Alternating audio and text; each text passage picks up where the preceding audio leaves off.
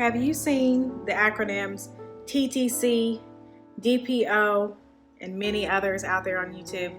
Well, before, or maybe even 2-week wait actually, before my husband and I decided we wanted to start trying to have a child, which ended up being 2, I watched lots of TTC, trying to conceive, or DPO, dates past ovulation, 2-week wait videos to see the various symptoms that people were having.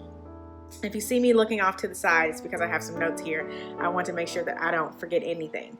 And I just want to tell you about my experience of TTC and all the DPO and all the things during that 2-week wait. So, weeks 1 through 5. For the past several years, well, I've been married for 7 years now, okay? We got married in 2014, the end of October 25th. And in the very beginning of our marriage, we were very careful. I was on birth control. We even used protection because we were determined not to have a child yet. We just wanted to focus on our careers. And I ended up leaving my corporate job and running my business. And my husband is a financial advisor, and it's a very sales-driven job. But he helps a lot of people, and he's very passionate about what he does.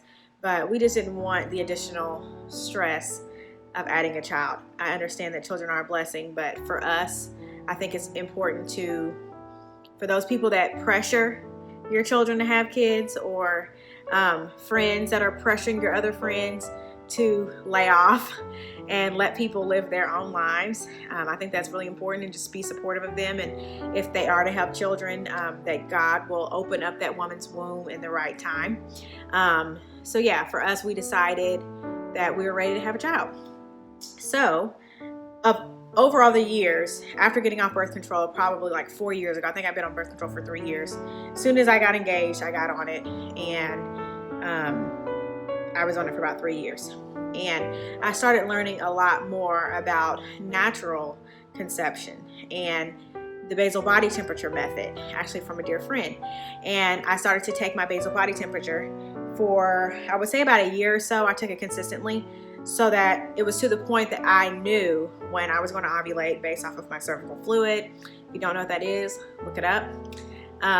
And based off of just my hormones and how my body felt, I could just tell that my body was ovulating, or that I was about to start my menstrual cycle, or whatever. So I ended up stopping with taking my basal body temperature, and then I would track my periods and everything. But I've always been like clockwork, so I always knew when I was going to start. I could literally tell in my body from how my body felt that I was about to start my period. And I'm very fortunate in that way. So then, before we decided that we wanted to have a child, I started using the app Flow. And maybe you've heard of Flow, and this is not a sponsored video. I wish it was.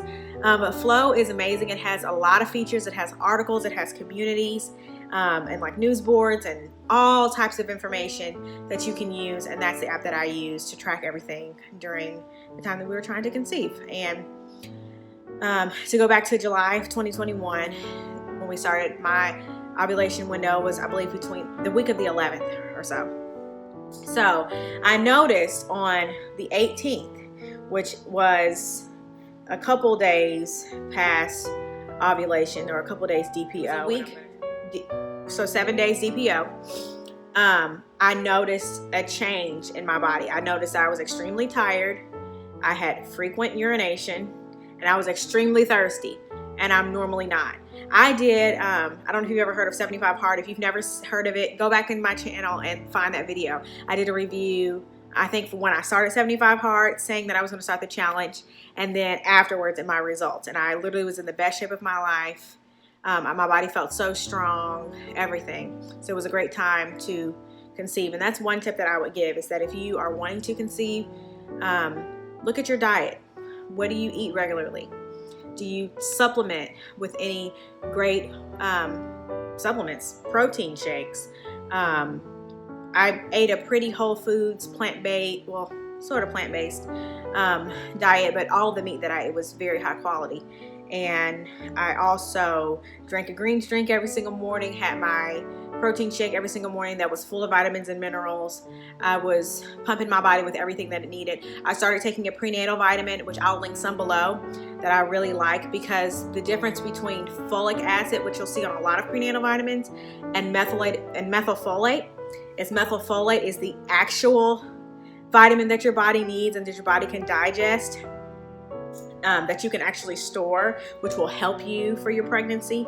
And what's crazy about it is that I took prenatals off and on for a couple years, maybe about a year or so. And as soon as I got pregnant, my stomach became so sensitive that I couldn't even take prenatals. So I don't even take them now. I take other vitamins, which I'm fine, according to my OB. So just so you know, I'm good on that one. But if you can, I recommend that you do, of course. I'll link some below. There's even a liquid prenatal vitamin that I found, because I was having trouble at one point even swallowing them. So that's the whole thing. But anyways, okay, so then we go to the 19th. I was still tired. That's when the bloat started. I became extremely bloated. I noticed some pain in my lower stomach, some cramping, kind of felt like period cramps. I was a little gassy. Cervical fluid was liquidy, and I wasn't really hungry. I noticed around dinner time, but I ate a little bit. Then on the 20th, my bloating was not as bad, but I started to get very bad headaches, still pain on that right side, extremely tired and thirsty. As I go on to the next day, my cervical fluid changed to more of like an egg white, and it stayed that way. And I just really felt a change in my body, but it was weird because I was kind of in denial about it. I was still really in denial. Then I noticed that the next week, the nausea ramped way up, and that's when it was pretty crazy how nauseous I was, like from the time that I woke up to basically the time that I went to bed. And thankfully I'm in the position, and at that point, that I didn't have that many weddings, and I was not sure how many I wanted to book for the year, so I kind of laid off of it and just rested. And I literally felt like a bum because all I did was like lay in bed, but it's all I could do. It was debilitating for me. I'm a very active person. At that time, I was teaching Zumba a couple times a week on Thursday nights at the Y, and then I have a personal group that I teach, and then I also go to Cycle Bar multiple times a week, like 3 or 4 times a week. But I couldn't do anything. Like, I literally did not go to cycle at all. And for like this lasted for like 4 months. So I didn't go to cycle at all. And I only taught the classes that I had to teach. So I literally would teach at the Y, and there were several times that I canceled my personal class and then I had to find a sub because I was that sick. So around the 21st, I noticed that the nausea really ramped up those last couple weeks of July, and this is just the first 4 weeks that I'm speaking about, okay? And another thing, so this is when it all became real to me in a sense, although I hadn't taken my test yet. On the 29th, which was the next week, that Thursday night, I was teaching Zumba.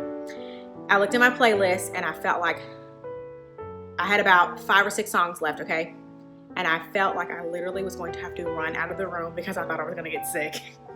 And that's never happened to me before. So I tried to play it off, and I was like, hey, everybody, let's take a quick break. You know, get a drink, grab a drink.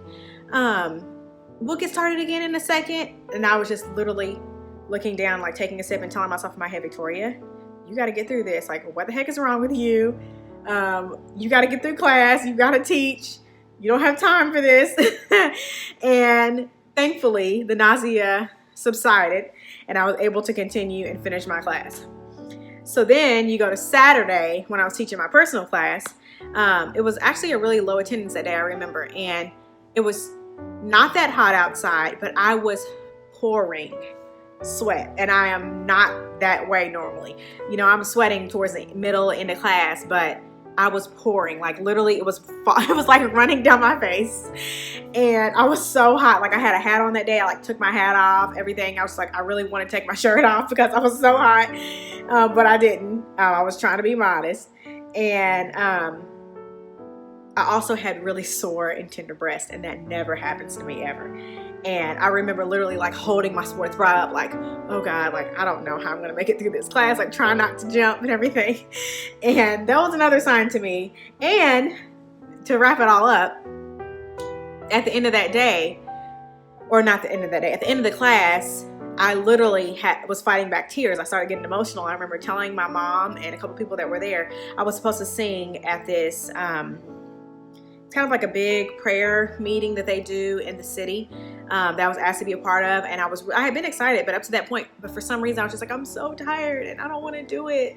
I just want to go home. I don't even want to go. Like, I feel bad to not even desire to go, but I don't. And then it just crossed my mind. I was like, I must be pregnant because this is so not me. And then, if that wasn't enough, the following week, on August 2nd, which was the day that I took my first test, which you'll see if you saw my first video that started this Vlogmas, or this 12 days of Christmas for my Vlogmas. I went to spin class, and I went to one of my favorite instructors, and it was an evening class, and I could not make it through the class. Like, I literally was like, I don't know how I'm gonna make it through this class. I cannot breathe. I was literally like, kind of like, you know, like gasping for air and struggling to keep up. And that is not me ever normally in class. So after everything that I experienced through the weekend, I decided that I was going to go to Target after class. So I went over to the Middletown Target and I bought a pregnancy test, and it was one of the ones that says pregnant or not pregnant, and sure enough, it was pregnant. So I hope that all these symptoms have helped you in your TTC journey, as you track all of your DPO, as I speak in acronyms. But yeah, please comment below and let me know if this is beneficial to you. Maybe you had some of the same symptoms. Maybe you also were kind of in denial like I was. I would love to hear. So please like this video. It lets me know what you like. It lets YouTube know what you like. Hope that you'll join me on this journey of pregnancy with my 2 boys and my husband and my little dog, and more life updates and everything to come very soon. But please hit that notification bell and subscribe and share with your friends, because I want them to join in on the fun as well. So happy holidays, Merry Christmas, and I'll see y'all on the next video. Bye.